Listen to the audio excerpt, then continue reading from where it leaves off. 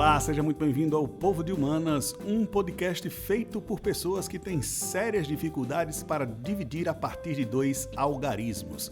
Diretamente dos estúdios Passarinho, na cidade de Maceió, em Alagoas, o Povo de Humanas busca discutir variedades. É feito para debater educação, política, entretenimento e cultura em geral.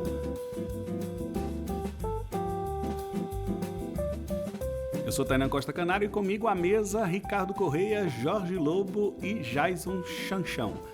Para você que precisa aprender a fazer colar de búzios, instruir-se no que diz respeito à fabricação de miçangas, seja muito bem-vindo ao podcast predileto da esquerda cirandeira brasileira. Está no ar, o Povo de Humanas.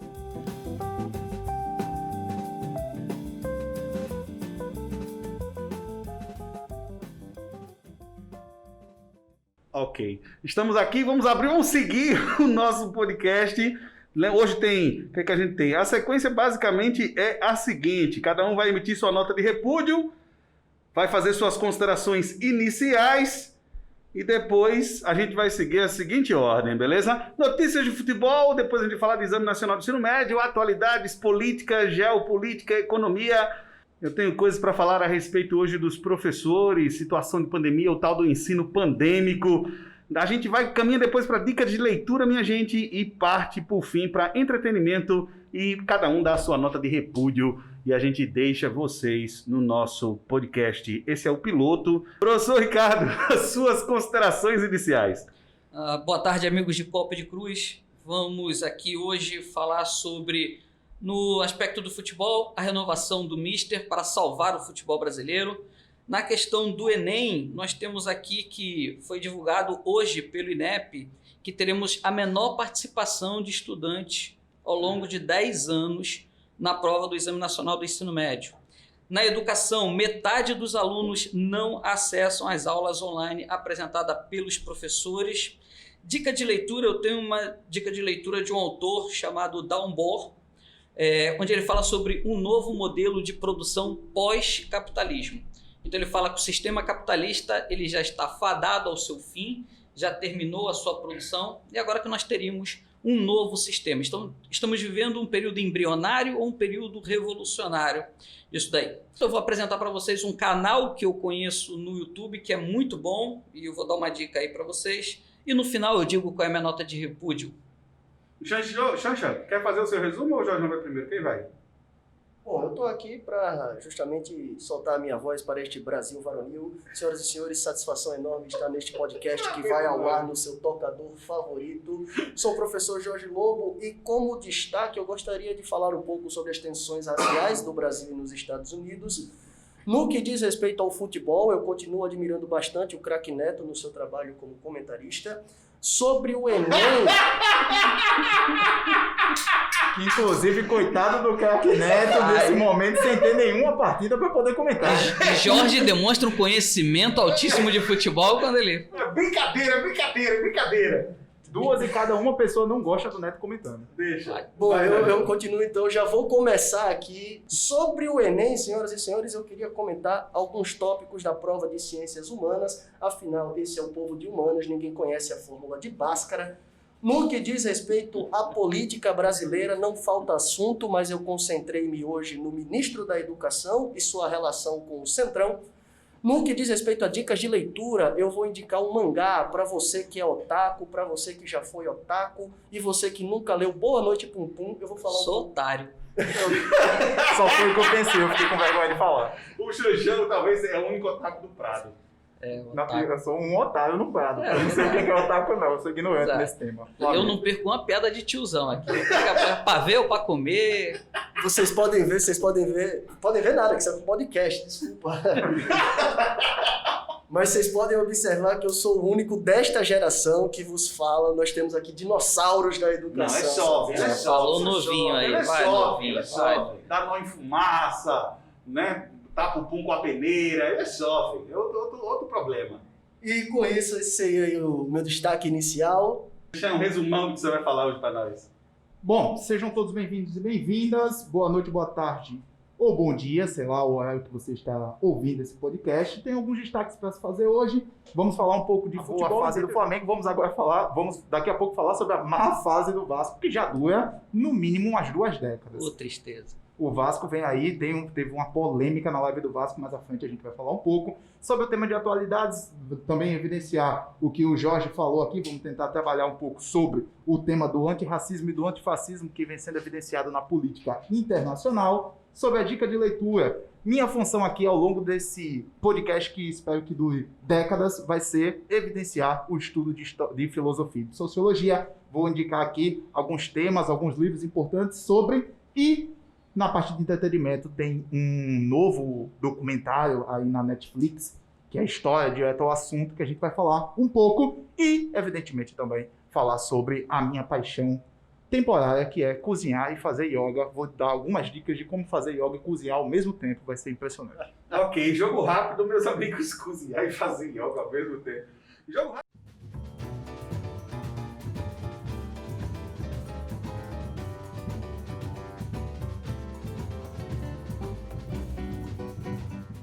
Ricardo, nossa abertura já foi. Qual é a sua notícia do futebol, professor? A renovação do Mister Jorge Jesus para salvar o futebol brasileiro daquela pandemia que nós estávamos vivendo de 3 zagueiros, de líbero, aquela pandemia que nós estávamos vivendo de time recuado, consertando a cozinha. Então o futebol brasileiro respira com essa renovação. O Flamengo salva não só a si mesmo, mas como o futebol brasileiro, de uma maneira em geral, renovando com o Mister. Como vocês podem ver pelo sotaque e pelo jeitão de falar, o Ricardo nasceu em Paripoeira. Exatamente. Confere? E é um brasileiro típico aí, com a síndrome de vira-lata. Típico. Não, mas é sem clubismo. Eu estou assim, fazendo uma análise pura Sensata, e simplesmente real. técnica. O cara venceu sobre a o assunto. Libertadores e venceu o Corona. O cara venceu o Libertadores brasileiro, o Flamengo ainda venceu o Carioca e ele já venceu esse ano, porque o Flamengo é o único time brasileiro que levantou taça efetivamente esse ano. Ele venceu a Recopa Brasileira e venceu a Recopa Sul-Americana. Xanxa, futebol.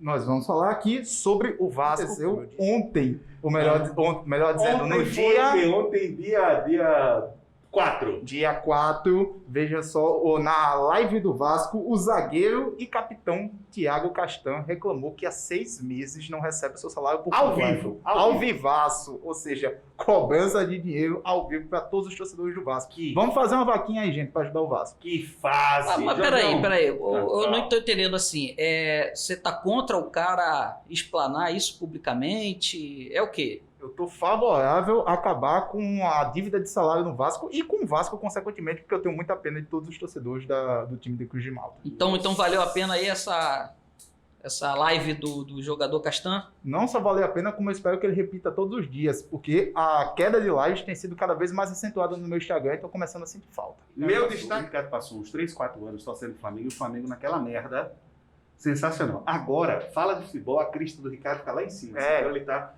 O Flamengo, agora que ele ganhou o título, aí o Ricardo tá nessa fase esplendorosa. Assim, é verdade. Inclusive, eu não gosto dessa situação que eu tô, não. Porque eu tô aqui no alto da montanha.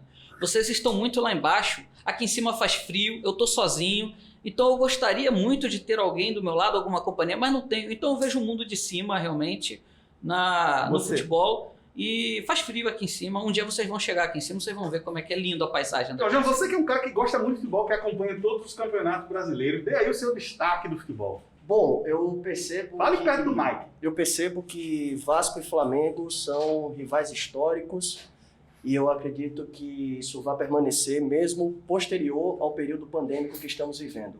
Uma frase óbvia, né? Agora, não, falou tudo. Não, falou uma coisa... Nada novo. Eu não tinha pensado nisso. Gostei dessa consideração. Inclusive, esse é um fato, né? Quem tá ouvindo agora tá dizendo, é mesmo. Poucas pessoas têm capacidade para falar, talvez PVC. Bom, mas eu acho que a gente tá com muito clubismo aqui, a gente tem que maneirar um pouco a onda do clubismo e respeitar todas as torcidas, eu acho que isso é muito importante. Sim, e o seu destaque? Muito bem.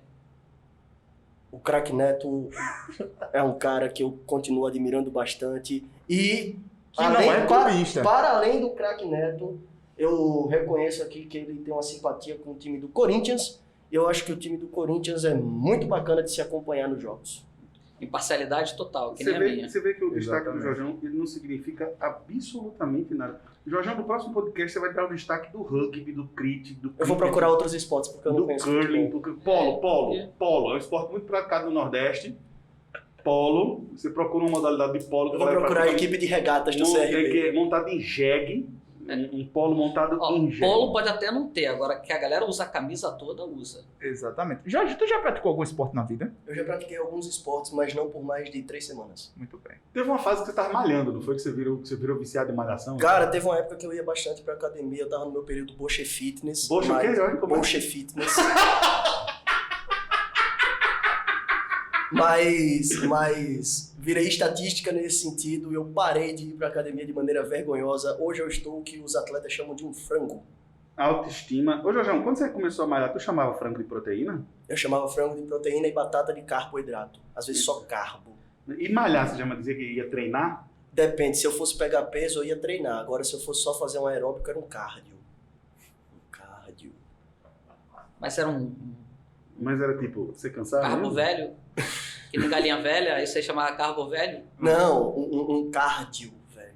Ah, o cardio. O carbo velho é só do Aí eu Magnum. corria 15 minutos, eu ficava extremamente ofegante, eu parava, tomava um açaí, mas foram algumas semanas proveitosas em que eu aumentei um pouco minha autoestima e em breve eu voltarei a fazer exercícios em casa. Ô, Jorjão, quando foi a última vez que tu teve autoestima alta?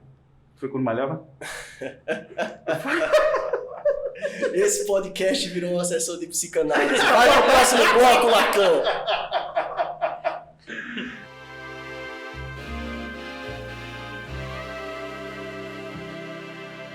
Exame Nacional do Ensino Médio. Eu vou começar dando meu destaque a respeito do Exame Nacional do Ensino Médio, a bagunça que foi o adiamento do Exame Nacional do Ensino Médio, dia no dia, a insensibilidade, a incapacidade dos caras de ouvir as necessidades do estudante, de compreender que as pessoas estão passando por um momento pandêmico. A prova do Exame Nacional do Ensino Médio, a meu ver, não corre necessariamente um risco, porque não é uma coisa consolidada no Brasil. Entre as poucas coisas que existem consolidadas no Brasil, eu acho que ninguém seria louco o suficiente de tentar esvaziar o Exame Nacional do Ensino Médio. Agora, acho que toda essa confusão se refletiu no número de inscritos. Ricardo? Não, e a falta de sensibilidade é tamanha que abre-se as inscrições, possivelmente vai se encerrar as inscrições sem saber efetivamente qual é a data do exame. Então Encerrou, isso é na uma falta, verdade. isso é uma falta de respeito tremenda com quem vai fazer a prova. Então, pelo menos o cara que está lá pagando, o cara que está se inscrevendo na prova, ele pelo menos deveria saber qual é a data. Então, apresente uma data, nem que seja uma data provisória, nem que apresente uma data e depois fale, ó, essa data ela ainda pode ser alterada para essa outra data aqui. Pronto, ficariam com 2 datas, pelo menos as pessoas iriam se programar, porque os estudantes, eles têm um planejamento de estudo. Então, esse planejamento, o Estado brasileiro não está apresentando. Então, os nossos estudantes de 17, 16 e 18 anos de idade têm mais planejamento educacional do que o MEC, do que o governo federal. E isso... Garotão que tem um horário de estudo organizado semanalmente, ele está com mais organização que o MEC, a verdade é essa. E isso num momento, numa situação que a gente vive de uma crise sanitária, onde todo mundo não, uma parte dos estudantes estão com aula EAD, que já dificulta ainda mais o seu acesso à educação, e você não ter o Exame Nacional do Ensino Médio tendo um dia fixo, isso atrapalha a programação do aluno e aumenta cada vez mais a desigualdade que a gente tem em nível educacional e social no país. Jorjão? E a gente precisa lembrar aqui que a ingerência, a incompetência e os desmandos da pasta da educação em relação ao Exame Nacional do Ensino Médio vem se arrastando desde o ano passado. O Enem 2019 foi uma prova que foi realizada a duras penas, depois de inúmeras substituições da presidência do INEP e vazamentos, problemas graves com troca de gabarito entre os candidatos, na clara tentativa de diminuir a credibilidade da prova. Esse ano, a gente está evidenciando um processo similar e o próprio ministro da Educação, não quero falar o nome dele para não atrair mau agouro para esse podcast, o próprio ministro da Educação ele está num processo do que a gente chama de fritura, né, uma possível eliminação do cargo, e a gente não consegue imaginar qual é o futuro. Mas ele não saiu carregado agora, do depoimento da Polícia Federal? É o segundo maior orçamento do governo federal, só perde para a pasta da saúde. E a gente tem uma incerteza Não, e detalhe, nos rumos. ele tem mais hospitais federais do que o próprio ministro da Saúde, através das universidades federais, dos seus hospitais. Então, ele também é responsável por essa pandemia. Totalmente. É muito possível que a gente veja a queda de um ministro incompetente e a possível ascensão de um outro general, um outro militar no comando da pasta da educação, o que coloca, por mais que eu acredite que a prova do Enem seja uma prova de Estado e sobreviva ao governo, coloca a credibilidade do Exame Nacional do Ensino Médio, que é, se eu não me falha a memória, a segunda maior prova do planeta, em risco. Mas a gente acompanha as notícias semana a semana, os movimentos estudantis têm mostrado um certo fôlego. É possível que a gente consiga ter um Enem sem muitos tormentos esse ano. É preciso pesquisar isso. Tem o SAT, né? Tem o SAT, que é o exame americano, que inspirou o Exame Nacional do Ensino Médio. Tem o exame chinês, que é monstruoso também, cujo nome eu não me recordo agora, mas no próximo podcast a gente fala sobre isso. Tipos de exames que existem no mundo de admissão. Porque tem um na Coreia do Sul também, que é muito importante. O que o Jorge falou é uma parada que me incomoda bastante, assim. Eu não me incomodo que o cara seja reaça, tá ligado? Eu não me incomodo que o sujeito seja conservador. Sinceramente, assim. A presença de um ministro da Educação conservador, ela não me ofenderia pessoalmente. Sabe, essa coisa, a perspectiva ideológica, ela é chata, ela é confusa. Existe essa perseguição? Existe. Existe uma tentativa de reescrever a história, papo de terra plana, como é, nazismo de esquerda. Existe esse papo, existe. Mas o que mais me incomoda é a incompetência, velho. Que o cara seja reaça, que o cara seja de direita, pouco importa. Que o cara seja, quer dizer, pouco importa pra mim, né? É isso que eu tô querendo falar. O que mais me dói é a incompetência, velho. É o sujeito ser claramente incompetente. Claramente o cara não sabe o que ele está falando. Assim. Você olha, você percebe que o sujeito ele não sabe onde ele está pisando. Ele está ali porque ele foi colocado ali com uma missão de caráter ideológico de supostamente impedir o avanço da esquerda na educação. Mas ele não tem a mínima noção do que ele fala. E outra coisa que me incomoda é a teatralidade fora de hora. É aquela coisa do teatrinho. Me falta... É a alieneza, é a hombridade, a dignidade para ocupar o cargo. Isso me incomoda. É o sexto B que chegou ao poder Pronto. E fica tuitando que nem uma criança, que nem um pré-adolescente. Alguém pegou a galera do busão, meu irmão, que fica atrás. É um motorista, pode correr a quinta série, não tem medo de morrer e botou essa galera para o Twitter do indivíduo. Por favor, Xaxá. Mas o mais interessante de tudo isso é que é uma imbecilidade programada. É tudo constituído para desestruturar o jogo. Aquele negócio, eu não posso jogar no jogo, é aquela criança mimada. Eu não posso jogar o jogo não é minhas regras, tudo bem, eu vou lá e destruo. Pego a bola, furo, ou então chamo a vizinha para acabar o jogo. É exatamente isso. Quando o cara Você acha que é birra, Xanxa? Eu não acho que é birra, eu acho que é construído. É um projeto de governo. O projeto é esse. O projeto é esse. Um projeto ideológico não pode acabar com o Enem. Como a gente estava falando aqui, é evidente. O Enem é uma prova consolidada, em processo de consolidação cada vez mais forte. É um exame, assim, que, na minha opinião, nós temos que fazer uma defesa dele, ainda que evidencie... Não, enfim, o Enem é a maior conquista histórica do acesso à universidade no Brasil em todos os tempos. Exatamente. Tem contradições, como toda prova, não, fora isso, como todo exame, exame, mas ela é uma prova que exalta o caráter de cidadão, de fazer uma discussão crítica sobre vários temas. Para nós aqui das ciências humanas, da redação, ela é uma prova completamente diferente do vestibular tradicional que, por exemplo, eu enfrentei. Não foi a primeira prova a colocar a linguística como questão de vestibular séria, assim. A primeira prova que pegou questões relacionadas à análise da conversação, isso em 2001. O Enem de 99, né? O primeiro Enem. Em 2001 para 2002, você já via questões. Então, assim, no que diz respeito à análise da conversação, à diversidade linguística, porque a verdade é que as pessoas não entendem muito por que a questão está no Enem. Por exemplo, vou dar um exemplo. O Pajubá, que é o dialeto falado pela comunidade LGBTQI+. Polêmica essa questão. Polêmica essa questão. O Pajubá, caiu uma questão do Pajubá. As pessoas que são mais moralistas entenderam isso, que acreditam nessa coisa ideológica, entenderam isso como, meu Deus, isso é uma coisa ideológica, isso é a esquerda, isso é o discurso de gênero, blá blá blá. Poderia ter caído na mesma questão, como já caiu, a linguagem falada ou a variante linguística falada pelo sertanejo do interior de Minas Gerais, numa obra de Guimarães Rosa. Poderia ter caído a variante linguística dos PMs, porque é uma prova que aplica conceitos de sociolinguística. Isso é bonito pra caramba. Então, assim, no que diz respeito à construção da prova em si, o Exame Nacional do Ensino Médio é isso que o Xanxão falou. Ele é revolucionário, meu irmão. Então, assim, não tem como chegar. Os caras não vão fazer isso, Xanxão. Não vão chegar lá e vão dizer assim, acabou o Enem, a partir de agora é só universidade particular. Mas eu posso bagunçar. Sim, mas você pode bagunçar. Até porque, durante o governo Lula, as universidades particulares ganharam rios de dinheiro. Elas estão perdendo agora. Elas estão perdendo agora, nesse momento. Com corte no FIES, com, sabe? Com reajuste, com arroxo. Como é que chama, Jorge? Uma austeridade, né? Austeridade, políticas de corte de Isso. gastos. Porque, meu irmão, o que acontece, velho, é isso. É levar em consideração a importância da prova do Exame Nacional do Ensino Médio e perceber que existe um jogo, né, segundo vocês, segundo nós, de tentativa de desestabilizar a prova em si. Não acho, Ricardo, que isso vai gerar esvaziamento da prova. O que é que você acha? Não. Saiu uma reportagem hoje do Metro Jornal que diz o seguinte: o Enem 2020 terá o menor número de participantes em uma década. De acordo com o INEP, 6,1 milhões de estudantes se inscreveram. O número de confirmados será divulgado após o dia 10 de junho, último dia de pagamento da taxa de inscrição. Então, esse número ainda pode sofrer uma redução.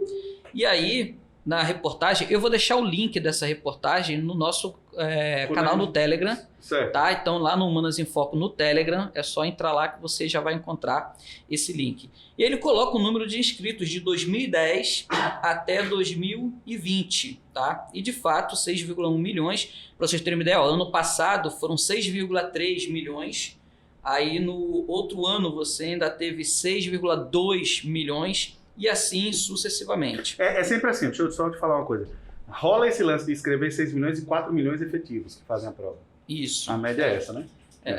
Então, assim, é uma prova que começa a ser esvaziada porque ela vai perdendo sua credibilidade também com o conjunto populacional, uma vez que eu não tenho a data confirmada desse Enem, uma vez que ano passado a correção da prova de Ciências Humanas ficou uma coisa obscura que até hoje o INEP não conseguiu apresentar para a gente como foram feitas essas avaliações. Nós temos alunos que acertaram 35 questões, outros alunos que acertaram 40 questões e a pontuação deles foi praticamente a mesma. Nós sabemos que existe uma variação pelo TRI, só que quando a gente foi analisar questão por questão que eles acertaram, não houve uma diferença tão grande assim da qualidade das questões entre erros e acertos para você ter aí praticamente a mesma pontuação desses dois estudantes. Então, definir melhor isso está fazendo com que a população caia em descrédito em relação à prova, que é o programa do governo. O atual governo, quando ele entrou no poder, ele trocou a presidência do INEP por 2 vezes. Por quê? Porque era uma ideia fazer uma intervenção direta na prova. O próprio presidente disse que iria ver a prova só que o INEP antes dela ser realizada. Mas ele é uma autarquia. E nós sabemos... O procurador do INEP impediu. Lembra que o ministro ele queria ter acesso aos dados dos estudantes e o procurador impediu. O próprio presidente queria ter acesso à prova antes.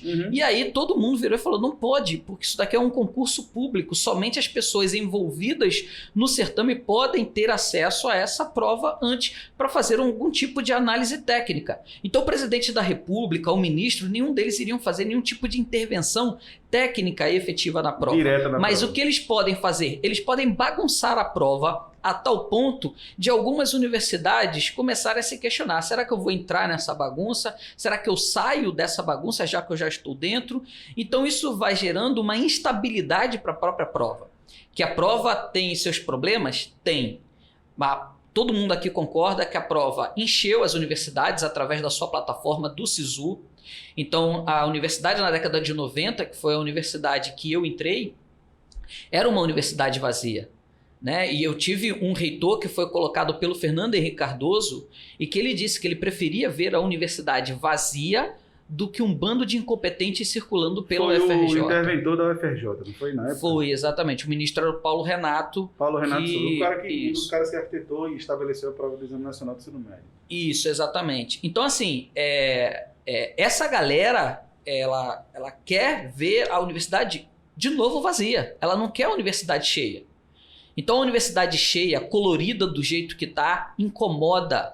O próprio presidente já disse várias vezes que a minoria vai ter que aceitar as regras impostas pela maioria e ele se identifica como uma maioria cristã e a partir daí esse princípio ideológico dele acaba trazendo uma interferência em vários aspectos do seu plano de governo, só não no aspecto econômico.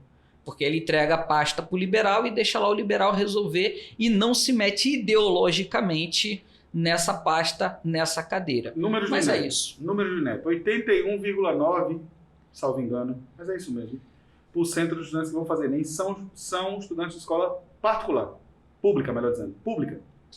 Somente menos de 20% são estudantes de escolas particulares.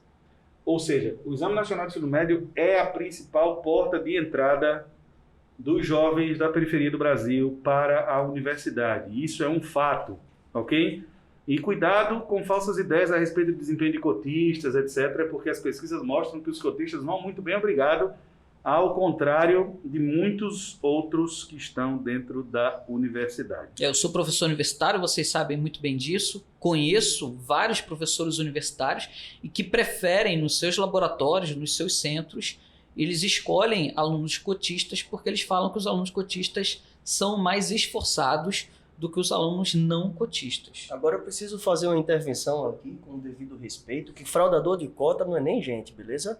Acaba que entrou na universidade fraudando cota, existem aí, claro, as exposições necessárias, mas o cara que entrou fraudando cota não é aluno cotista, não. Entre as inúmeras fraudes que existem e comportamentos repulsivos, fraudar cota é um dos mais nojentos. Se declarar negro sendo branco, fazendo propositalmente isso no sentido de fraudar o processo, é realmente uma parada sinistra. Pior do que isso, só ser milionário e pedir auxílio emergencial. Ou pau com isso. Você quer falar alguma coisa? É quase o velho da van. Quase o velho da van lamentando. O velho da van disse que está perdendo dinheiro. O cara tem 1,1 bilhão. Vocês 1,1 viram bilhão, isso? alguma O coisa. Não, cara ele tá pediu recebendo dinheiro. auxílio emergencial. Mas ele fez um vídeo, inclusive, dizendo que para ele estava tudo bem, que ele estava preocupado era com os empregados dele e tal, que não conseguem viver um mês sem salário. Ele poderia viver a vida dele toda, que ainda ia sobrar de dinheiro, Ô, que bicho. ainda sobrar dinheiro para ele. Gostei não desse podcast, tá muito de esquerda, velho. Gostei não. Tá muito Que? de esquerda essa parada. Mas não aqui. adianta, vai ter que ser assim mesmo. É porque a gente falou do Enem, né? Essa prova comunista tem que censurar mesmo. É isso mesmo. Porra de Karl Marx. Eu quero é Gretchen, meu irmão. Aqui, essa esquerda cirandeira. Qual denominações que a gente conhece para a esquerda? O Chanchão, ele é a esquerda alho e óleo. É aquela a esquerda cozinheira. esquerda cozinheira. O Jojão é a esquerda olindense. Não, eu sou, na verdade, direita pão com ovo. Direita eu do amo essa terminação. Eu não sei quem inventou. É a classe média que deu errado, né? Eu sou direita pão com ovo. Jojão, péssimo. O Ricardo é a esquerda Tomás Coelho. Exato, a esquerda favelada. A esquerda favela, aquela que pegou metrô, tocou na Caprichosa de Pilares. Trem. Legal. Exatamente. Imperatriz Leopoldinense. Imperatriz Leopoldinense, Ricardo, essa parada. Olha, pessoal, dando andamento no roteiro, porque senão esse podcast não acaba, ok?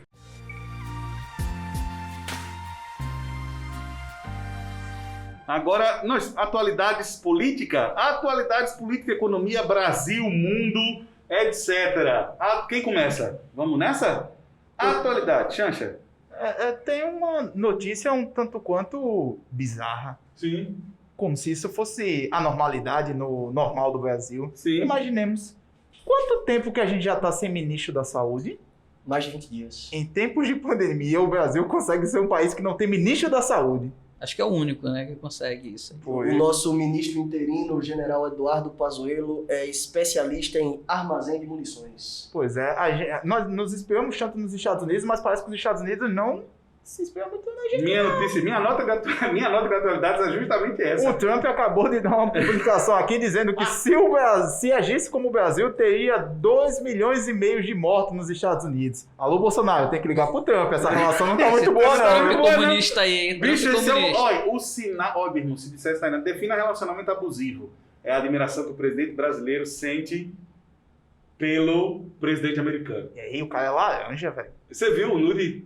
Na vez de falar. A minha atualidade você viu o nude do Trump? Você viu o nude do Não Trump? vi, não. Saiu no Você não viu o nude do Eu Trump? não tô nem sabendo Você disso. não viu? Nossa senhora, quais os grupos que você participa? O nude do Trump, ele é tão ridículo, ele parece o Denis Pimentinha tomando banho. Mas é ele mesmo que tava lá, não? Rapaz, eu não posso comprovar porque eu nunca vi o Trump pelado ao vivo. Bicho, Espero não O ver. que eu sei é o seguinte, meu irmão. O nude é um sujeito, um coroa, que parece muito Trump, nu, beleza? Laranja, que é um destaque importante. Então, só que aquele bronze, meu irmão, é o Por famoso... que laranja? É porque ele é o Orange People, velho, que é aquela galera, o redneck americano, que os caras passam um bronzeamento artificial, que é muito comum entre aquela galera de Boca Raton, os ricos de Miami, que acontece que o cara passa um spray em você. Ah, Sim. pensei que era por causa dos baguinhos. Não, pô, Mas foi isso que eu perguntei também, né? Ó, tu tá rindo lá atrás, velho.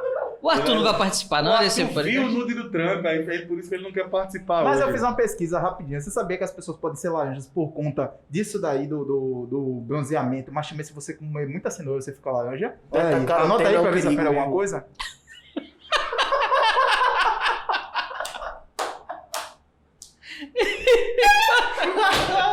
Isso é sério, eu vi na internet. Isso é sério. Eu li na internet. Viu no grupo do Prado. Isso foi no grupo da família, naqueles áudios que você recebe da sua prima. Ah, minha prima... Então, manda um abraço pra prima, Xanxa, velho. Eu não, vai que ela me manda um áudio sobre um evangelho aqui de povo. O Xanxa recebe uma oração todo dia de manhã. Deus tá O olhando grupo pra da mim. família é sinistro demais. Grupo da família é Deus sinistro acima de demais, pô. tudo, minha prima mandando áudio pra mim. Eu fui expulso do grupo da família, velho. Também eu cansei depois que a minha mãe mandou um gatinho com uma oração embaixo de São Francisco de Assis. Aí eu fiquei... Você que ela tem mandado. Foi, Você que ela tinha mandado o nude né? do Trump. Nude do Trump, não. Minha mãe não mandou nude do Trump. Mas, Tainan, me diga uma coisa, agora vamos inverter aqui o papel. O que é que você tá assistindo de entretenimento ultimamente? Rapaz, olha, eu tô assistindo The Last Dance. Eu terminei de assistir, na verdade, que é aquela série que... Eu tô indicando essa série pra todo mundo, inclusive pra quem não gosta de esporte, tá ligado, Jorjão? O Ricardo adorou, pergunta a opinião dele. Tu não gostou, foi? Não gostei. Não gostei. Esse bicho não gosta de nada, no fim das contas. Não, sabe por quê? Porque assim, eu comecei a assistir, achei muito bacana e tal, a série. Aí eu Certo. comecei a ver vídeos no YouTube e reportagens que falam que a série não é um documentário. Não, é sobre Michael Jordan. Exato, e algumas chalaças são contadas ali, algumas mentiras são Por exemplo, contadas ali. Pura chalaça. Então, mandei uma Tu quer ver chalaça. verdade? Abre a janela, meu irmão. Então, é uma obra o de Scott ficção, Pippen, velho. o Scott Pippen fala que não foi nada daquilo que ele relatou. Ah, o Scott sobre- Pippen é o maior Zé Ruela. Deixa eu falar, esse bicho não assistiu a série Bom, toda. vou ficar com a leitura do Michael Jordan e vou ficar também com a leitura do Scott Pippen. Então o Scott Pippen está dizendo que não tem credibilidade, que nada daquilo aconteceu. Tem um outro, o Dennis Rodman também fala que, É, o que Dennis não Rodman- foi. Na verdade, a galera tá dizendo assim, que a história tá sendo O ex-empresário dele A também história está tá sendo dizendo contada- que a não foi história está assim. sendo contada unilateralmente. Mas o que me fascina em The Last Dance, assim, para que todo mundo fale a sua indicação aí de entretenimento? O que me fascina é o mindset do cara. É como o Michael Jordan se motiva para competir. O que é que te fascina? O mindset. Repita. Isso é muito Mindset. coach, essa palavra, Que é, né, cara? Mas eu vou É a palavra afirmar a coach. vocês que essa É palavra ainda não muito chegou na ponta ruim grossa. fazer podcast com gente que não fez a cultura inglesa Basic One. Mas A não minha fiz nota mesmo, de não. repúdio Exato. vai pra isso, parceiro. Que é isso? Não, eu É preciso muito perguntar difícil. pro meu coach o que isso significa. Você precisa perguntar. Bicho, o negócio é o seguinte: vê, o Jordan, ele arruma qualquer coisa para se motivar. E ele pressiona os outros companheiros de time. O episódio 7, para mim, é emblemático na série. São 10 episódios. Para mim, a série, aquilo ali não é sobre basquete. Aquilo ali é sobre como um jovem americano, dotado de um talento extraordinário para praticar um esporte, consegue, a meu ver, com muito treino e também com muita preparação e muita capacidade, tornar-se o maior jogador de todos os tempos. Para mim é sobre isso. É sobre como ele consegue, inclusive, gerenciar o grupo. Porque lembre que basquete é um esporte coletivo. O Jordan não é o Michael Phelps.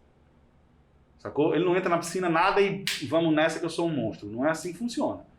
O Jordan, ele consegue pressionar. O depoimento do Steve Kerr, que aparece, o Steve Kerr é hoje técnico do Golden State Warriors, etc. O Steve Kerr era um jogador mediano, branco, filho de um professor universitário, que sempre foi secundário. E ele fala, ele pegou uma briga com o Jordan, os dois trocaram tapa no treino. E ele fala sobre como o Jordan atuava sobre os outros, assumindo inclusive o papel de vilão, no sentido de buscar uma forma. Imagina que nós estamos trabalhando junto aqui, fazemos parte de um time. Eu quero que o time ganhe. Para que o time ganhe, você precisa jogar bem. Então eu vou fazer você jogar bem de todas as maneiras possíveis, inclusive arriscando a minha imagem com você e a minha relação pessoal com você, para que o time possa ganhar. Para mim, The Last Dance é uma grande série sobre a figura do Michael Jordan, evidentemente, mas principalmente sobre gerenciamento de grupos e pessoas. Até onde vale a pena você buscar gerenciar relações pessoais para poder atingir o objetivo. Para mim, The Last Dance é sobre isso. E isso Essa que me é a sua fascina. dica cultural. Essa é a minha dica cultural, assistir a série e tirar suas conclusões. Na plataforma Netflix. Na plataforma Netflix. Boa. Por favor, pessoal, suas dicas de entretenimento. Minha dica de entretenimento é uma plataforma que eu conheci na internet. Inicialmente eu conheci pelo Instagram e depois eu vi alguns vídeos através de recomendação do próprio Instagram para o YouTube, que é uma plataforma chamada Terra Negra. Quando eu fui ver os caras do Terra Negra, eu falei, pô, era exatamente isso É YouTube que eu Edu, achava plataforma de que educação. estava. O Vitor, ele é um dos diretores do Terra Negra e ele dá capacitação, inclusive, lá no YouTube Edu, para os professores. Inclusive, Ricardo, abrindo um parênteses, fica aqui os meus mais sinceros parabéns aos profissionais que já estavam na internet antes e que não sonegam informação. Os caras que viram o desespero de outros professores e foram fazer vídeo dizendo, você pode gravar o vídeo assim, o microfone que você usa é esse. Essa Exato. galera merece muito respeito. Continue. Não, claro. E aí eu fui ver o trabalho dos caras e é exatamente o que eu achava que deveria ser feito em geografia, que eu conversava com o meu pessoal, falei, pô, eu vejo as aulas assim de geografia nas redes sociais e tal, nas plataformas, e não era uma aula interessante. Quando eu vi a plataforma dos caras, eu falei, pronto, é isso, não precisa desenvolver mais absolutamente nada novo. Os caras conseguiram pegar a essência da geografia e apresentam a essência da geografia. Então eu convido todo mundo, vou deixar o link de novo lá no nosso Telegram, sobre o Terra Negra. Convido todo mundo a assistir os vídeos e a seguir o Instagram do Terra Negra. Xanxa, o que é que eu assisto? O que é que eu vejo? Você tem duas opções comigo aqui, é um cardápio muito vasto para você. A Roche. A primeira opção é também na Netflix, tem um novo documentário, saiu acho que tem 2 semanas por aí, que é um documentário chamado História Direta ao Assunto, onde tem diversos episódios curtos de 20 a 25 minutos falando sobre diversos temas. Tem, por exemplo, sobre o crescimento da China e a aposta da China enquanto uma principal superpotência no mundo aí nos próximos períodos. Tem falando sobre o surgimento e a proliferação da AIDS, sobre o petróleo, enfim, diversos temas históricos, sobre geografia, sobre filosofia, sobre sociologia, enfim, sobre ciências humanas como um todo, ciências humanas como um todo, desculpa aí a pausa, e muito interessante, e vão ter outros capítulos, vão ter outros episódios, então vale a pena assistir para quem quer conhecer. Essa é a primeira, Xanxa. Isso. E a segunda? A segunda é sobre culinária. Opa, agora, bora peraí, lá. deixa eu pegar aqui Agora, meu peraí, deixa eu caderninho anotar. de receita. Peraí, pelo amor de Deus. Que agora sim, agora Sobre começou culinária, o podcast. vai. Ainda tiramisu A chegou. outra dica eu caguei pra ela. Tipo, Não, foda-se. exato. Eu quero saber culinária, vá. Enquanto vocês ficam me ridicularizando, eu queria dizer que cozinhar é uma das melhores coisas que a humanidade já produziu. Muito bem. Eu Eu queria dizer que... Inclusive, quando eu conheço uma pessoa, a primeira coisa que eu pergunto a ela, você sabe cozinhar? Não, eu pergunto em quem ela votou na eleição passada. É verdade, Opa! muito bem, muito bem, Não, muito bem, não, muito bem. Não, muito não, bem. aí eu senti um sarcasmo aí. Então, antes... Mas você cozinha gostoso? Se ela votou... se eu- Um pouco, depende, você vai comer do meu...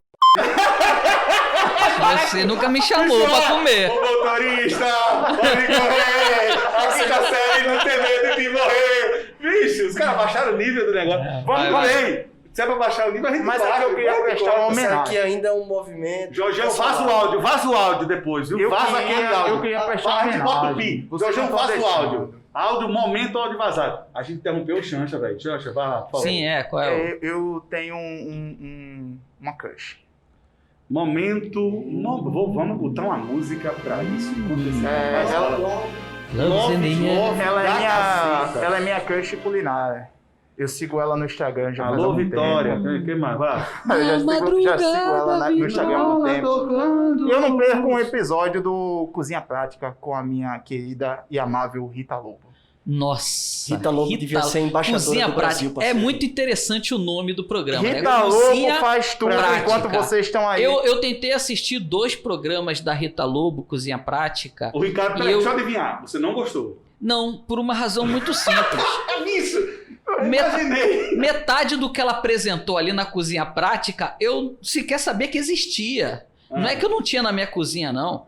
Então, assim, são também não experimentos. tinha. Curry. Rapaz, ela tem cada tecnologia e ela tem cada tempero que veio do alto das montanhas do Himalaia, da vertente A norte, ignorância culinária é muito feita e alta. cultivada por não sei tá quem. faltando alfabetização na série de gol. O Ricardo é impressionante, ele só sabe de geografia. Gente, a Rita Lobo ela é tão sensacional na cozinha prática que ela me ensinou que você pode fazer um tiramisu trocando o mascarpone pelo cream cheese. Você Alguém já não- sabia Eu disso, não Massa? entendi nada nessa frase. Exatamente porque você é Como é que é o nome do negócio? Repete. Você pode ir fazendo um tiramisu. Você O pode... tiramisu. Isso, que eu não Isso é tenho uma tempo. comida japonesa, Não, né? não. Não, Tiramisu. é uma faixa de relevo do interior do Alasca. É uma rocha, é uma pedra. rocha. Tiramisu. uma pedra. Exatamente. É um peixe cru isso aí? Isso, aí você pode trocar o mascarpone pelo cream cheese. Anota aí também pra ver se você aprende Pode alguma trocar coisa. o quê? Não sei, depois daqui do Deixa programa eu fazer eu uma mostro. intervenção, pô. O tiramisu é uma sobremesa italiana que foi... Ninguém perguntou. Ninguém quer saber. Sessão o que é o Jorjão, informações aleatórias. Vá, vai lá. Sessão Jorjão, informações aleatórias. Vá, por favor. Tiramisu é uma sobremesa italiana muito gostosa que é feita à base de café e de algum queijo cremoso, principalmente o mascarpone, que pode ser substituído pelo cream cheese. Segundo a Rita Lobo. E o tiramisu... O ele cream era- cheese não é aquele que vem com sushi, que a gente pesca o salmão já vem com cream cheese? Vou dizer onde vem cream cheese daqui a pouco. Não é? E o Conteúdo fa- aleatório. Tiramisu significa se levantar, tiramisu significa erguer-se. É tipo É, aquele filme Dança com Lobos, cara. Exato, Ele pega um é. A galera tomava uma, ficava tomando uma a noite toda, aí de manhã cedo eles serviam um tiramisuzinho com uma dose de café, uma dose de glicose para você acordar e ir pro trabalho. Olha aí, tá vendo? Conhecimentos gerais com Jorge. Isso é a história da Lobo. culinária, pô. A vinheta é essa, viu? Eu acho que a gente é minoria nessa bancada aqui, Conhecimento. Bicho, de um lado, as pessoas que gostam de cozinha prática. Do pô. E da outro outra o lado, Ricardo que não delivery. gosta de nada. Porque cozinha prática Não, pra não é mim, que eu não gosto cozinha de prática nada. Pra mim é delivery. Minha mãe já disse, não se misture com essa gentalha. Ih, Beleza. pronto, começou aí, Não, pessoal. não, chegou o Kiko na live agora. É, Chegou o Kiko na live. Ricardo, apresente o podcast, meu filho. Vá, conduza. O que você quer falar agora? o que eu quero falar? Minha dica de leitura, pô. Dica Sim. de leitura extremamente importante O aí. site do Flamengo. Toda semana eu vou vir aqui e vou trazer uma A dica de biografia leitura do Jorge relacionada... Tem Relacionado uma à estátua geografia. do Jorge Jesus no banheiro dele. Ele veio lá, fale. Não, o banheiro é do Gabigol. Então, assim, a minha dica de leitura é uma dica de um diálogo. Ainda bem, eu pensei que era estranho eu ter um post do Neymar. Ricardo tá defendendo mais português do que o Sérgio Buarque de Holanda. Deixa. O Ricardo tá defendendo mais português que o Sérgio Poucos vão entender essa piada. Não, só entenda essa piada quem está estudando Sociologia. Raízes do Brasil. Editor José Olímpio, eu tenho a edição de 66, que eu sou livreiro. Mas Olha, vai, Ricardo, o que é que você quer que a gente leia? Mas Jorge Jesus foi o verdadeiro português que descobriu o Brasil. Bicho. Então vamos lá agora. Sem clubismo. Não, sem clubismo, nem um pouco, nem um pouquinho mesmo. Vá. Então vamos lá. Tá demorando que ele tá botando óculos. Dalbor. Tá demorando porque ele não sabe usar óculos. Vai, Um Ricardo. dia esse podcast vai ser gravado. Dalbor. Dá um bó. Isso, exatamente. Ele escreveu um livro que fala sobre a mudança no sistema político, organizacional, econômico global. Então ele está dizendo que o capitalismo ele está fadado, ele está acabado. Assim como o feudalismo tinha o seu principal instrumento econômico a terra, Sim. e o capitalismo tinha o seu principal instrumento econômico a fábrica, nós estamos entrando em uma era que o principal instrumento econômico será o conhecimento. Então, será necessário, e aí não existe uma determinação do que é o conhecimento. Não existe algo que seja academicista. Não é um elemento, o conhecimento não é algo que você consegue simplesmente dentro da academia. A academia era só mais uma das ferramentas de conhecimento que você pode adquirir com o seu núcleo social, que você pode adquirir com o seu núcleo familiar, que você pode adquirir na universidade, ou então você pode desenvolver técnicas, você pode desenvolver software, você pode desenvolver tecnologia de uma maneira em geral. E então essa nova atividade econômica ela descentraliza poderes históricos como o da terra e como o da Deixa eu ver se fábrica. eu sabia. Poderes e saberes também. Poderes e saberes? No sentido de centralizar saberes, se eu aprendo várias coisas em Sim, exatamente, perfeito.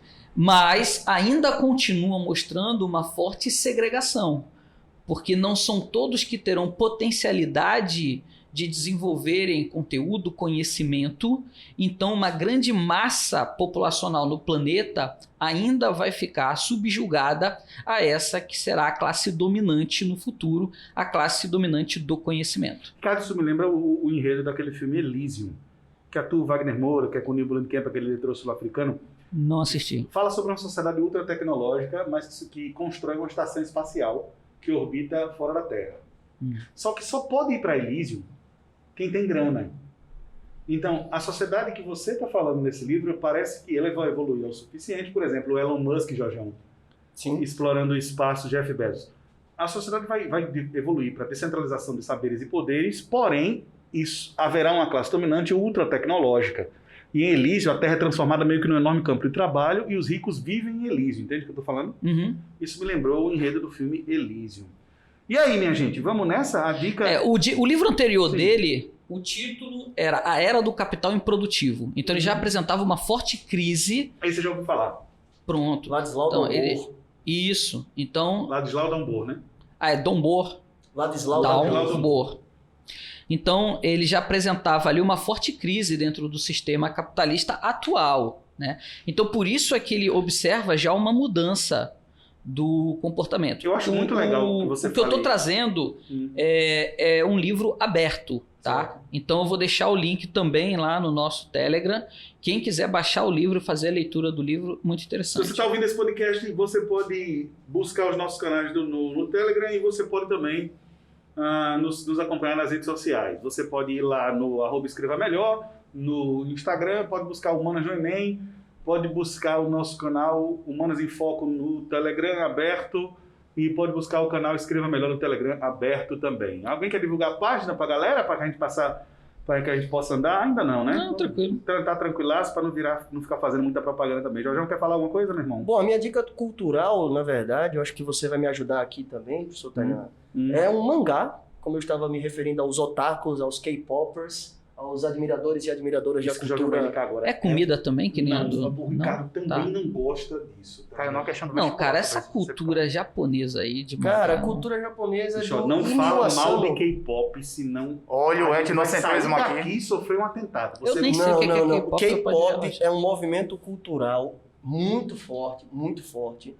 E ele tem mostrado uma presença nos lugares mais inusitados. K-pop naquele bonequinho que fica com cabeção na... Gente, não vamos levar a sério o Ricardo nesse debate, que o Ricardo só sabe Bicho, ó, fazer. Ele entende de vamos K-pop fazer o que eu entendo de Vamos fazer o futebol. seguinte, eu fico calado aí, o podcast tem 3 pessoas agora nos próximos O 30 Ricardo, minutos. ele só sabe Ah, pô, diferenciar eu vim o aqui pra japonês e o aprender. chinês no pastel. Vocês não têm Você- paciência de ensinar, Você fica já me difícil. ensinou uma parada, porque eu pensava que os caras que eram geógrafos só lançavam livro sobre pedra.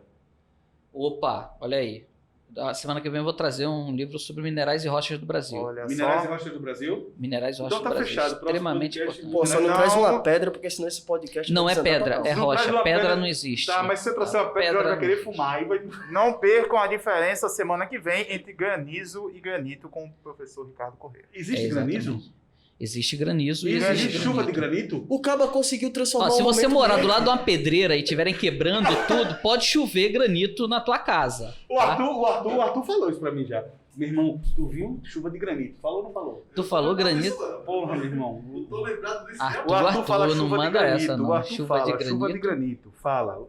O Caba conseguiu transformar a conversa, o assunto nele. Ih, Parece não, que ele perdão, falou foi que mal. nós tava Vai, falando fala de aí. K-pop, o cara como que ele Fala não do gosta. mangá, fala do mangá. Tá. Eu vou falar primeiro do K-pop, porque você disse que tá aqui pra aprender. Ah, porque é diferente o mangá e o É K-pop? diferente. Pra mim, Uma o cultura mangá coreana, era outra o cultura K-pop. japonesa. Apresenta o pô. podcast, eu vou embora, meu irmão. Rapaz, Pô, cuidado aí, Senta cara. que lá vem conversa, lá vem o esquerdo palestrinha. vai. Rapidinho, Vai, esquerda bem palestrinha, velho, o por favor. K-pop é um movimento sensacional. Inclusive, os fãs do K-pop conseguiram inundar o sistema de vigilância de câmeras da polícia de Nova York com um fenômeno que é o fancam. Só se fala em outra Fancam coisa. são vídeos curtos de 8 segundos, 5 segundos, com imagens do seu ídolo.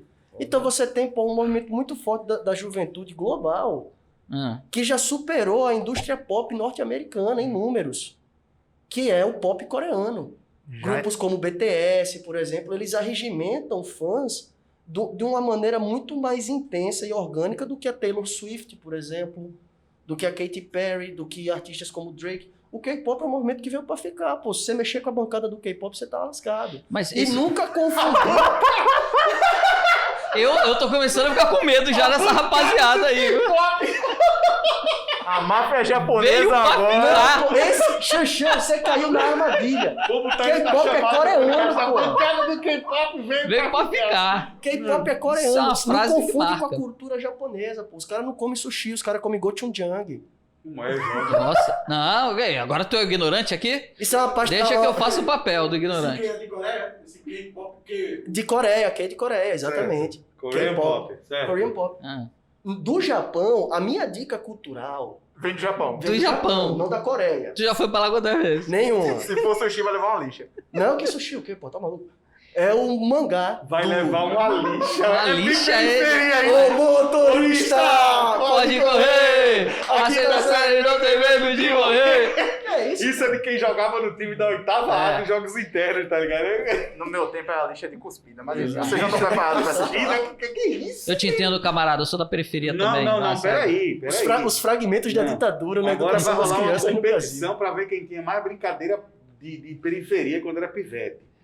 Rapaz, deixa o cara Eu, quando falar era do negócio pivete, do eu gostava Japão de aí. ler um mangá do Inyo Asano chamado Boa Noite Pum Pum. É um mangá dividido em 6 volumes. 7. 7? 7. 7 volumes, verdade. Você não leu o último. Inclusive, ele pediu emprestado até agora não devolveu. Pode dizer, eu não li o último porque pra mim nunca teve fim. Pô, as histórias nunca terminam. Ó, meu irmão, eu não sei se vocês estão se divertindo, estão ouvindo aí, mas eu rasgo nesse podcast, eu rasgo. Sim, vai o negócio lá do O Inyo Japão. Asano, Boa Noite Pum Pum, um mangá extremamente Boa noite, pertinente. pum, é Aí, uma aí, coisa tão... aí é sério, Porra, é sério. Você não dá nada por ele, mas ele é bom, velho. É É bicho, bom. Não, o negócio é imagino, essa história imagino. aí é 18 mais, tá ligado? É 18 Uhum. mais. O Pum Pum Onodeira, ele é um jovem Uhum. que tem uma vida familiar, é um drama familiar isso. É do Inyo Asano. Inyo Asano é um quadrinista, um mangaka que a gente chama, né? Um mangaka japonês. Importantíssimo. Ele está em fase de transição de gênero. Ele é uma figura muito conhecida. E ele escreve mangás que não tem herói, não tem elfo, não tem explosão. São dramas familiares. Uhum. Ele lançou no Brasil, ele ficou conhecido quando a LPM lançou Solanin dele. O que é que ele faz? Ele tem uma técnica muito bonita, que é meio que desenhar as coisas por cima, quase como se fosse uma fotografia. Boa Noite Pum Pum, o personagem principal, que é o Pum Pum, ele é retratado como um pássaro, um pequeno pássaro. A narrativa, ela gira em torno do fracasso pessoal desse indivíduo, que tem uma mãe desestabilizada, um pai que se separa dele e que tenta sobreviver. Boa Noite Pum Pum é também a minha dica, é muito forte, é depressiva a obra, muito, mas é muito forte, não perde, porque existe, Ricardo, uma espécie de preconceito contra obras ligadas à cultura japonesa, etc.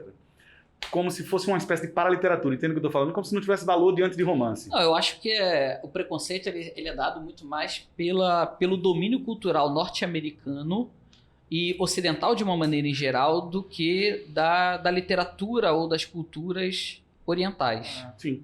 Eu falo muito Mas se bem que hoje as novas gerações elas consomem muito mais as culturas orientais do que até mesmo as culturas ocidentais, né? Para mim, o marco Ou disso, tão o marco disso que o Ricardo falou para mim é a explosão de Akira no cinema. Sim.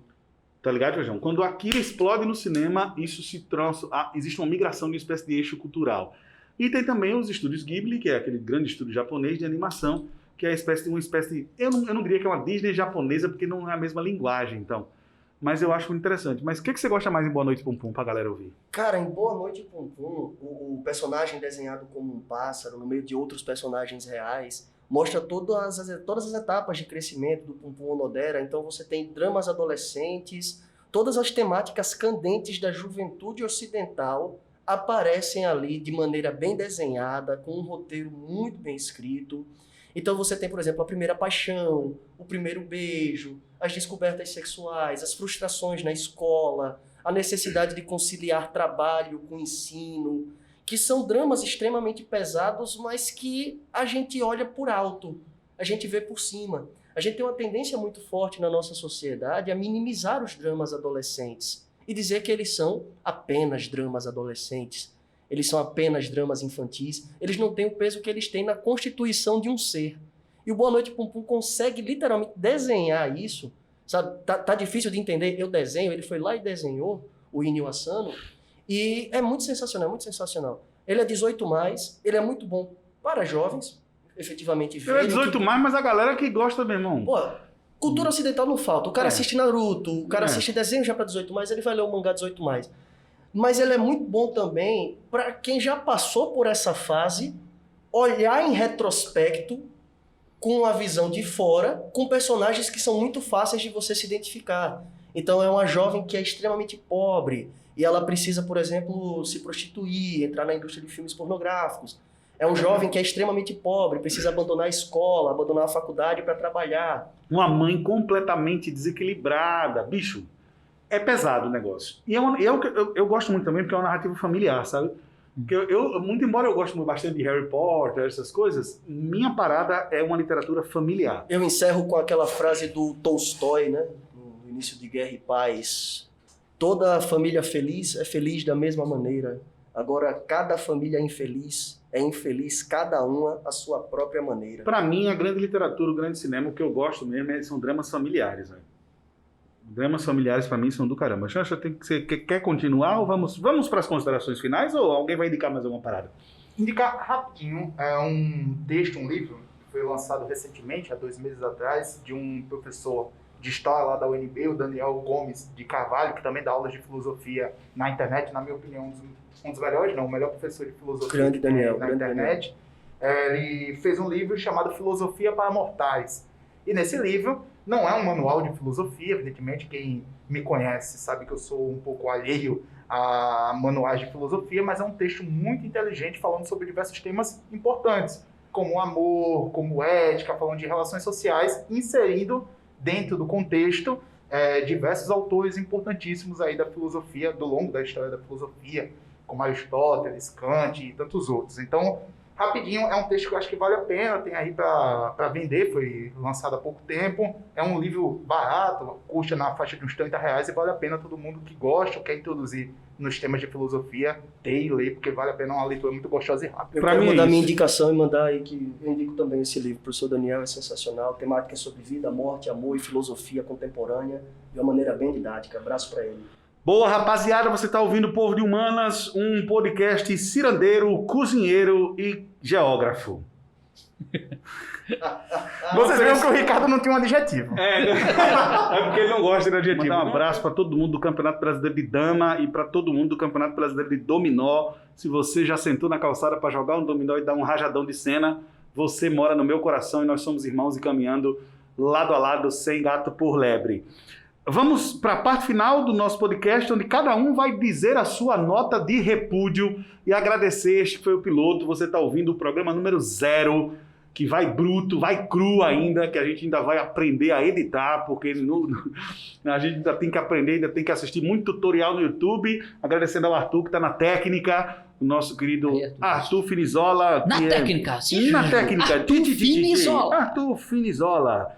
O famoso, esse bicho está desconsiderando o famoso parente do Cleito Rasta, ok? O mais conhecido também como pai da Malu, beleza?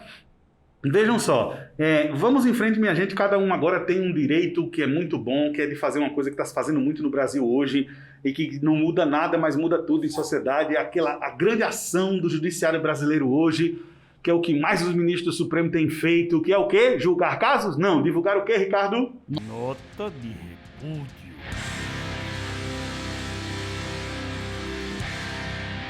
Professor Ricardo Correia. Minha nota de repúdio? Pois não. Eu queria falar nota de repúdio para máscara de pano. Rapaz, máscara de pano é muito ruim. É muito ruim mesmo. Assim. Eu tentei usar máscara de pano e não dá. Fica molhada. Fica molhada, fica. É muito. A tua máscara que tu tá usando aqui é de quê? É TNT, é descartável. É descartável. Máscara, né? Ela parece uma fralda, né? Que ela pega a minha cara. Você parece que botou uma Pampers na cara, assim. Exato, a ideia é essa mesmo. Eu falo pro vírus, quero ver tu entrar aqui. Nem merda entra. Nem merda entra, só sai. Exatamente.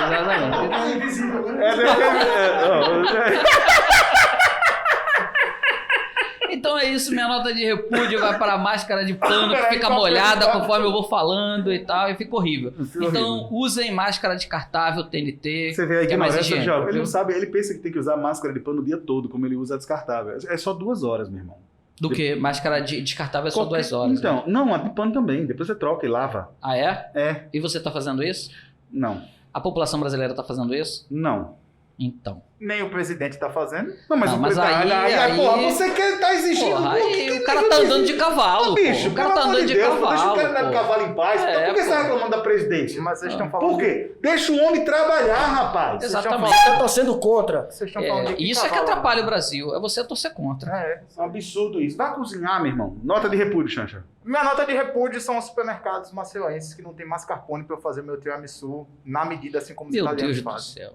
Bicho, essa sessão de culinária nesse podcast ela é uma Não. coisa... Rita Lobo, se você estiver me escutando em qualquer canto Ah, ela desse vai estar país, disputando Vai, sim. ela não, tem que A ouvir o Rita- Xanxão hoje. Então, né? não tá preocupadíssimo. Manda com a numa sua opinião. Tupperware um pouquinho de mascarpone pra eu fazer. a receita Minha original. nota de repúdio vai pro canal off. Por quê? Porque, tá velho, zerado. o canal off é o seguinte, toda vez que eu ligo o canal off, eu quero ver a vida que eu não vou ter e a viagem que eu não vou fazer. Eu liguei o canal off recentemente e eu vi uma sessão de meditação com uma criatura meditando e fazendo yoga no sofá no meio da pandemia. Eita, em falar em yoga. Ah, Tu já assistiu o canal da Pri Leite Yoga? não. Meu irmão, assiste ela. Ela vai lhe ensinar a respirar e colocar o seu umbigo na coluna. Minha nota de repúdio vai pro Xanxa hoje. Vai pra Rita Lobo. Eu adorei essa. Vou botar. Botar Nossa. um umbigo na coluna? Botar o umbigo na coluna. Poxa. Aquilo é um momento só Ela seu. mostra isso É um no momento vídeo? só seu. Não, porque você vai estar de olho fechado, porque é um momento só seu. Ah, é um momento só seu. Exatamente. Tá certo. Vocês não então. estão prontos pra isso, gente. O meu chakra tá em outro nível. Entendi. Mas É um super saiyajin, o chakra dele tá em outro nível. Ele matou E o não Vegeta. param as referências à cultura oriental aqui, Ele, né? ele matou o Vegeta ontem. Oi, eu sou o Goku. Oi, eu sou o Xanxão. rapaz, eu tenho uma certa ressalva, assim, com o canal off. Pra variar, né?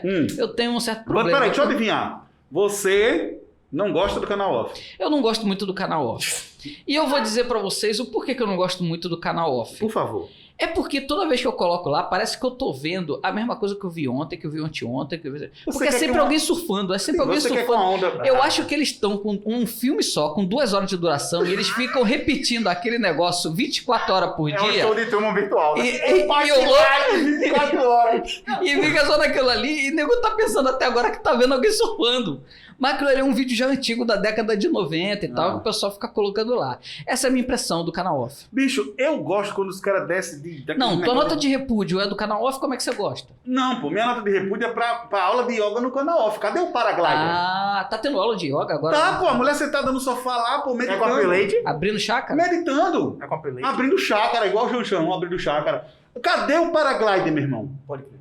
Cadê o cara escalando a montanha, meu irmão? Só de Cadê cabeção. aquela fita de 2 horas do surf? Cadê a fita? Não, eu acho que são mais de uma fita, porque sabe aqueles lances que você faz pra provar que não é um robô? Tipo, tira uma foto fazendo assim, tira uma foto segurando um papel. De vez em quando aparece no canal off o cara numa prancha gigante com um labrador na ponta. Então o cara é tão rico, tão habilidoso, que ele bota o labrador pra surfar com ele. Aí aparecem as coisas aleatórias, o cara surfando numa moto, o cara surfando de ponta cabeça, o cara surfando de chapéu. Só pra fingir que tá Só pra renovando fingir, tá ligado? o Esse vídeo negócio de de 2 botar horas. cachorro pra fazer esporte é uma resenha, porque Acho tem surreal isso, a internet pô. tá repleta de vídeo de bulldog andando de skate. Eu comprei um bulldog empolgado com isso há muitos anos. O meu bulldog tem 5 Por que anos. tu imaginou você andando de Foi skate e o com o bulldog bulldog. tipo... Eu acho mais fácil o Bulldog andar de skate. Meu irmão, Eu tô com pena do skate. Eu tô Por comprando quê? Bulldog, olha que vida. Pô, eu tô com pena do skate. o meu cachorro só dorme, nunca praticou esporte. Expectativas foram criadas na vida desse Bulldog. Coitado desse Bulldog. exato. Bicho, é foda, velho. É foda. Um abraço pro meu bulldog. Jorjão, sua nota de repúdio? Bom, a minha nota de repúdio hoje, ela vai ser dirigida a, essencialmente, a falta de caráter. Esqueceu, oi? Eu esqueci totalmente a minha nota de repúdio. Eu me nota- distraí na yoga, eu me distraí no A nota de mascarpone. repúdio do Jorge. nota Eu já de dei a nota de repúdio pro muito Xanxa. séria. Ele meteu o Na mascarpone. verdade, a nota do repúdio Muito do Jorge ruim, tem que ser viu? anotada na É próxima muito A vez. ruim. nota de repúdio do Jorge é a ausência de caderno. Algo que eu não gosto. Eu, na verdade, eu não Eu não repudio muitas deveria. coisas. Ao contrário do Ricardo, eu sou um cara conhecido por gostar de muitas coisas, então eu não tenho nada pra Isso é repudiar verdade, hoje, isso senão é ia virar um verdade. manifesto político. Senhoras e senhores, com vocês, eu gostaria de terminar com uma informação muito útil que o Jorjão sempre dá sobre o Alasca. Alasca. Professor Jorge Lobo, por favor, o Alasca. Jorginho. O Alasca, Lobo. ele consegue ser ao mesmo tempo o extremo norte, leste e oeste dos Estados Unidos. Porque as Ilhas Aleutas, elas passam o antimeridiano de Greenwich e a distância da América para a Ásia fica sendo só de apenas 4 quilômetros por causa das Ilhas Comandante, que pertencem ao Alasca. Então, por cruzar o antimeridiano, ele é o extremo norte, é o extremo leste e oeste dos Estados Unidos. É fascinante. Posso te fazer uma pergunta? O Alasca tem 4 milhões de lagos. Bonito isso, viu? Bonito isso. Você já apresentou um trabalho sobre a Alasca em alguma matéria Feira de geografia? Ciências. Não, eu não era um aluno muito bom. Ele fala isso para impressionar os geógrafos. É. no canal off? Não, Discovery. Boa. Você perceba que a geografia ela é feita dessas informações, né? Não serve para... Nada. Basicamente. Não, isso aí é um atlas, isso aí não é geografia, não. Tá, desculpa. Depois eu explico a diferença. Você acabou de ouvir o Povo de Humanas, um podcast que não sabe quanto é 7 vezes 8. 7 vezes 8, João? Cante. Só o que eu sei falar. Até logo, pessoal. Na semana que vem, cada um trará mais informações. Muito obrigado. Esse foi o programa de número 0. Fiquem bem. Cuidem-se. Cuidem da saúde de vocês, gente. Até logo. Muito obrigado. Foi ótimo. Tchau, Tchau, gente. Valeu. Fiquem bem.